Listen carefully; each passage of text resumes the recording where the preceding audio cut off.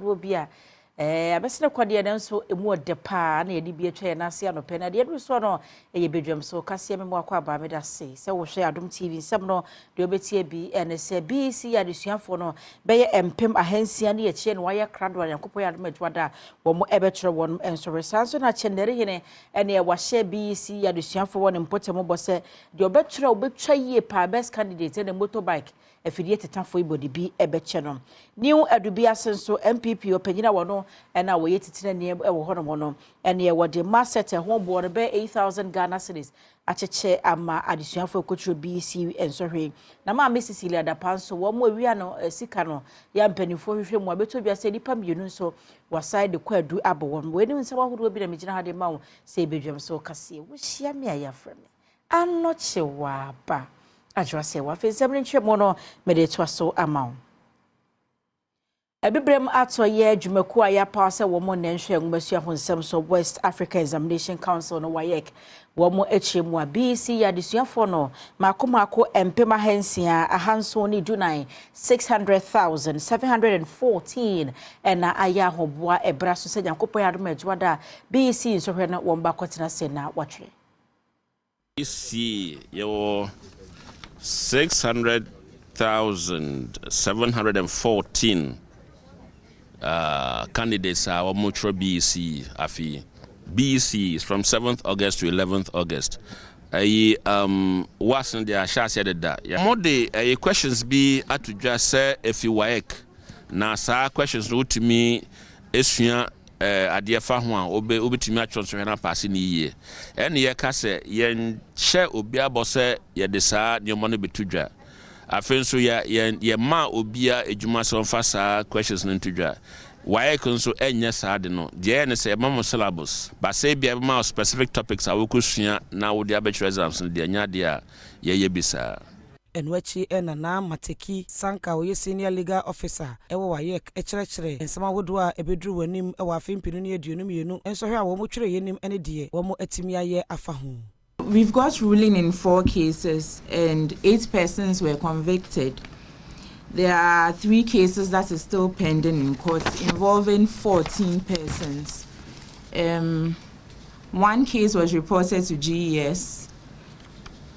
In 2 cases, the persons were discharged, and there are 12 cases that are still under investigation. They are still under investigation because for some, the docket has been forwarded to the Attorney General for their advice.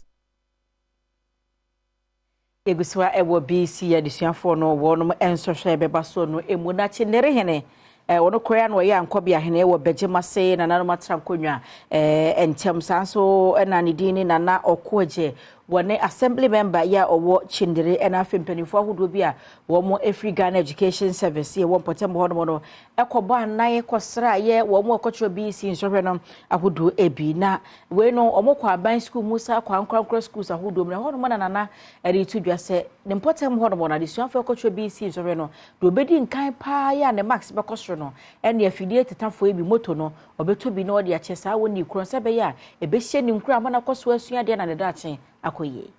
edana na okweji ase ne anamopa otu edifa school no emi se mwanwa na ayeme den su bio se ohenpon kese bisa se mbofra ba betro exams a odi ato no ho so na onanam schools JSS no ema woni candidates no kasa ni nyina ne se oto omofo na mbofra no ebenya kukuaduru na omo ahu se nsohwe na omo kwakotro no na nanom ahonden ene obia ni wi asa wo se wonu wontumi nya bibi gesa wo se wontumi nya ana meboa kwadwofo mo ye history mami afiwe mati mo mami the highest mark wa wo benya nso no wa wo benya the highest mark no Adom de mama me nka nkyerɛw sukumu hana me de bebrɛw mati omu fi se bia yesua enti yentimi nya hwe ye bɛka atwere mo sɛ empo yesua ye bɛsi omu nyina mai hwe ni ho ye kwakɔpaase Yemfree eye chenere na yenko new edubiase na desuafo wono betro BC so hwi mu ano NPP amanyoko no titire ne ya owo ho no mo ya oboadu obone mrane se almighty wabone homoden ye ne maset ya nkwada disua de bi wakeka bo mu aye ho ka no be empem nwotwe ne se be 8000 Ghana cedis na wato akoche ama wo mu abetro BC ne wasi e wompotem ho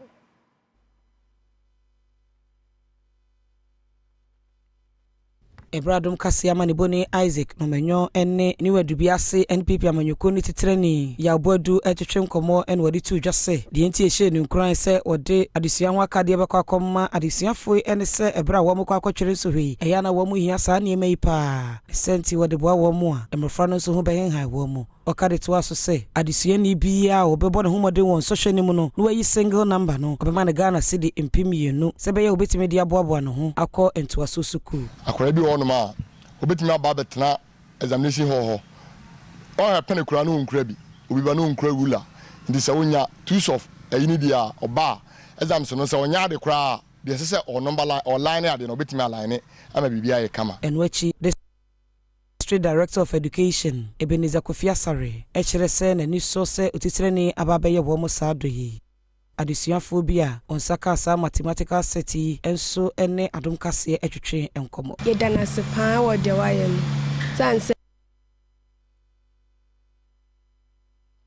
yanko enkane swafa no hwe ensuansuwa ne ahonedi ho nsem so na kache ma Cecilia Abnada pa eye wo mo susu se ne sika bia na dan fie wo mo twetwe mu kakra ma be ye sika puduo no sasam no e wa posifo nsem na no ada na wo se wo mo nipa no mo abo nko aduntumi ebepiem e wasem de bia nanso wo mo antimi anko ne nyina ene se mpanifo ayenhwemu ama beto dwa se afoforo mienu bi ka ho bia e wo se wo mo so kofo mo na asem de bia no otim bepiem ho na asenie no wo ma hwemu pefe eni atentere ne ho nsem ejina brane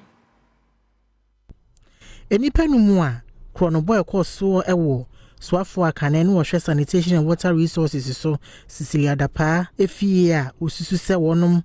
ebo krono no ene abra wonom ekọ court no wonom ama nanso police prosecutor no ekire mu se esan se wonom akire enipa foforo nti ena saa nipa no mi wonom ama court hono nanso ne nyina mu no attorney general Godfred Yebo Adame ma efutuo bi a efa Cecilia Dapa sika wawia no ehon nsem no ho Zansabo so meda na to swedi no nan police for ede sansem no ho docket ekọ attorney general no aso ye sebe ya obetu wono mofo ewo kwan a wobefa so edi asem no eno akire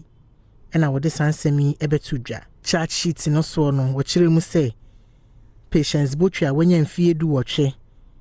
ene Sara eje a wono so wanya mfie du asa osusu se wawia $US no opepe baako euros empem wo ha miensa ene Ghana sika no opipi bebre ya akro no boi kita onsabo some ekosi ahine mebosome e wa afimpenu ene adwunumienu mu ena ekoso nsem a wode call attorney general aso ye no ene ama wo hwe ne mu kwan se wobehwehwe mu eye sobo a wode abosa ni pei se wawie sika ene ensem a efa sansemi hu emu hwehwemu ene kwan a kaneswafo no efa so enya aseska no ewo ni fie na attorney general no asha police force wonye hwehwemu enhunu $US empem wo ha mienu ene euros empem wo ha miensa wo susu se wawia no nipa kora eye ne dia ene kwan a wofa so enya aseska no afei $US no empem wo ha wotwe ya eye Cecilia Dapa nua bema wafri mu edia ene Ghana sika no empem wo ha miensa waye aneso afo maame ayiye wonya aye no so wonhwehwemu na wonhunu bebi eska ne free na afei kwan ya fa so eska nyina ayira ye ewo maame fie nso so wonhwehwe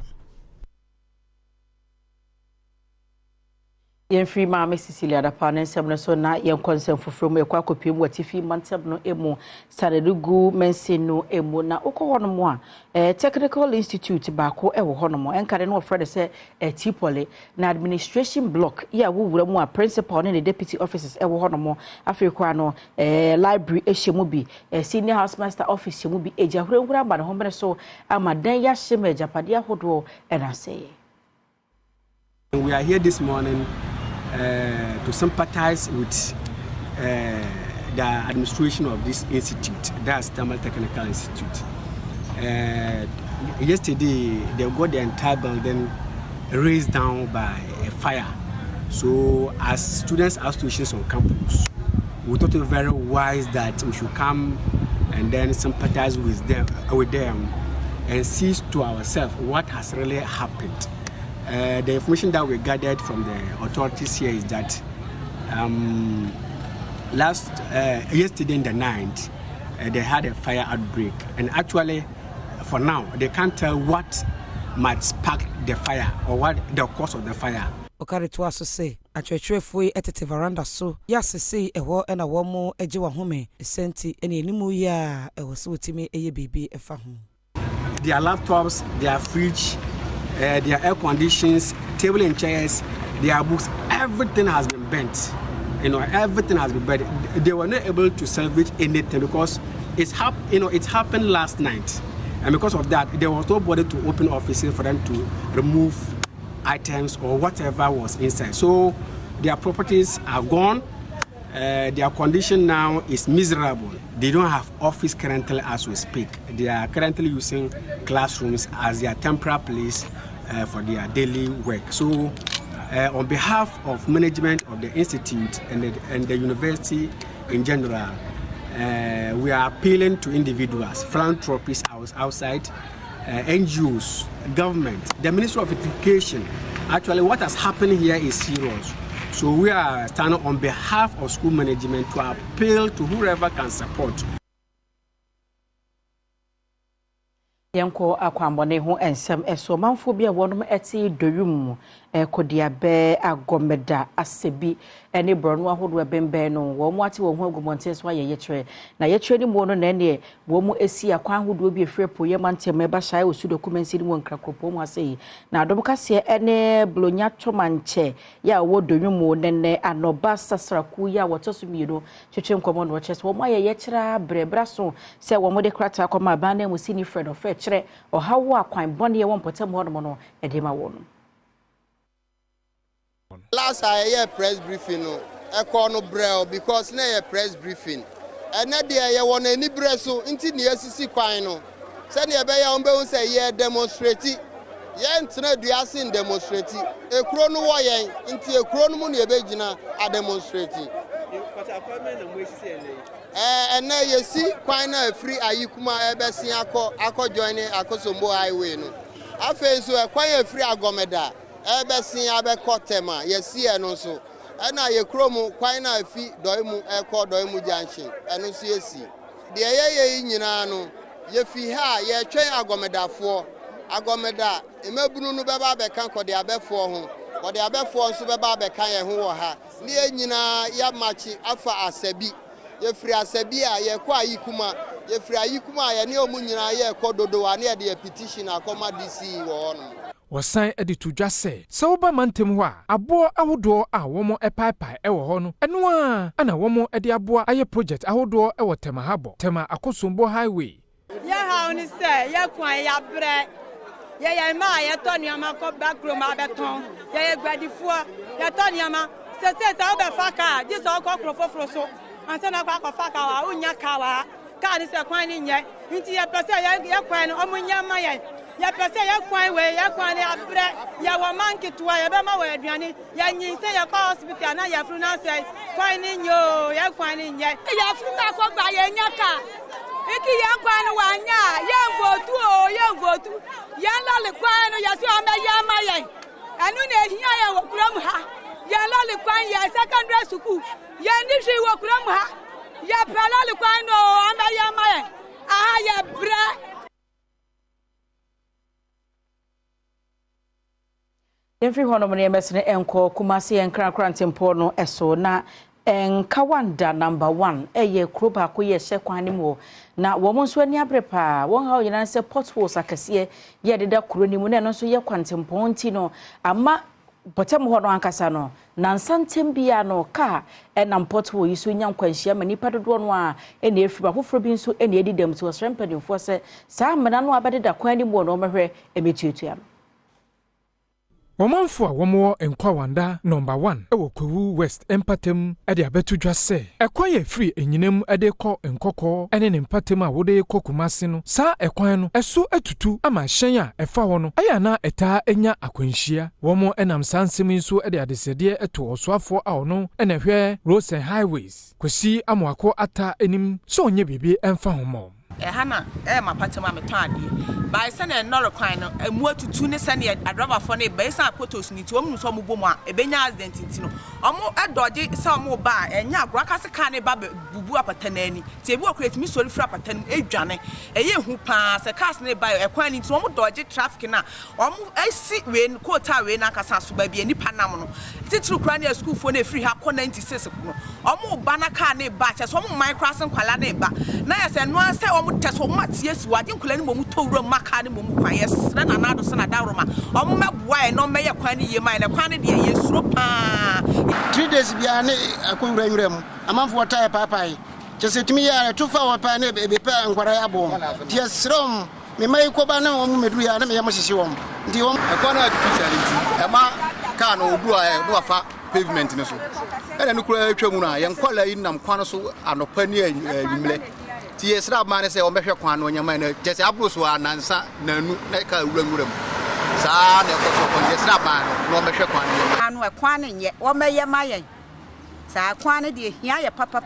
and quite any and none and winning our numbers. Into one of my fair Maya.